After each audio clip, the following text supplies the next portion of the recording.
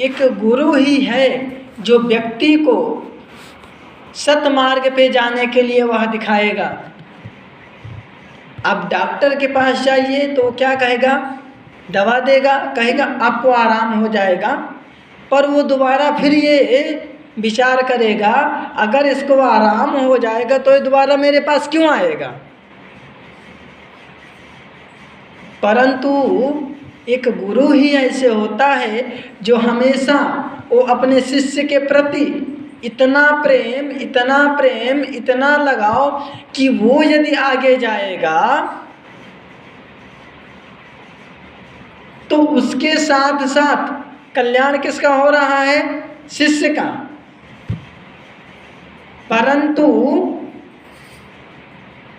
वो शिष्य नाम किसका लेगा, अरे मेरे गुरु जी के कृपा से यह सब मुझे प्राप्त हुआ है, भगवान की कृपा से।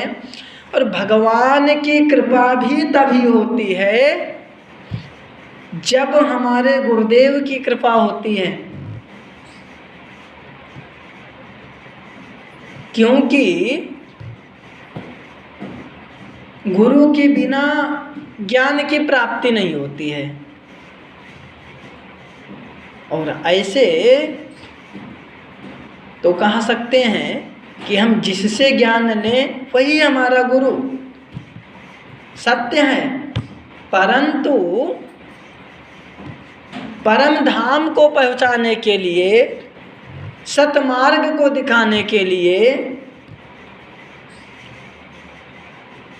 ठीक ठीक से सही और गलत का अनुमान कराने के लिए हमें एक गुरु अवश्य ही जीवन में बनाना पड़ता है। क्योंकि ऐसे तो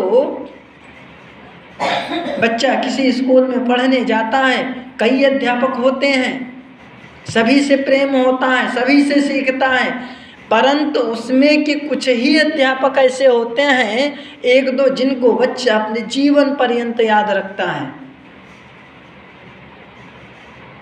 जबकि ना जाने कितने गुरुजन उनके जीवन में हुए हों। क्यों? क्योंकि उन गुरुजी के मार से, उन गुरुजी के प्यार से वह बच्चा आज आगे बढ़ा है।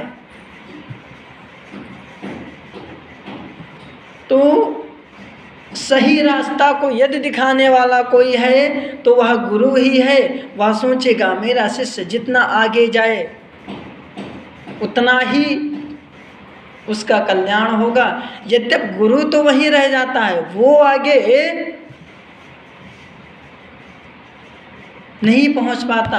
हमारे ही जिले की एक कहानी है, उनके पढ़ाए कम से कम 50 IAS हुए होंगे और वो IAS के पद को छोड़ करके और फिर कोचिंग पढ़ाना प्रारंभ कर दिए थे। हमारे बड़े भैया गए थे, वो भी कुछ दिन पढ़े हैं उनके पास, तो उनका बहुत अच्छा संबंध था। ऐसे एक दिन पूछने लगे, गुरुजी आपने नौकरी क्यों छोड़ दिया? तो गुरुजी ने कहा देखो बेटा, ये है कि हम नौकरी से अच्छे पद को पा सकते हैं, सम्मान पा सकते हैं, परंतु जो रास्ता यह मेरा चल रहा है परंपरा कि हमारे पढ़ाए अधिकारी बन रहे हैं, ये नहीं होगा। और अगर हम अधिकारी होंगे तो खाली अकेले होंगे, परंतु यदि हमारे पढ़ाए हुए हमारे जीवन में अगर 20 भी लोग अधिकारी हो गए तो मेरा जीवन तो वैसे ही धन्य हो गया।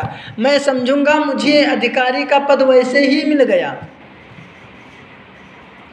तो ये होती है गुरु की कृपा, गुरु की महिमा। एक है ना, गुरु गोविंद दो खड़े काके लागू पाए। तो गुरु क्या है जीवन में, वो जो विचार करेगा, चिंतन करेगा, मनन करेगा, वही समझ सकता है। और गुरु की बात को, गुरु के ज्ञान को सब लोग समझ भी नहीं सकते। तो ऐसे पूज्य परमादर्श गुरुदेव भगवान के चरणों में कोटि कोटि वंदन नमन।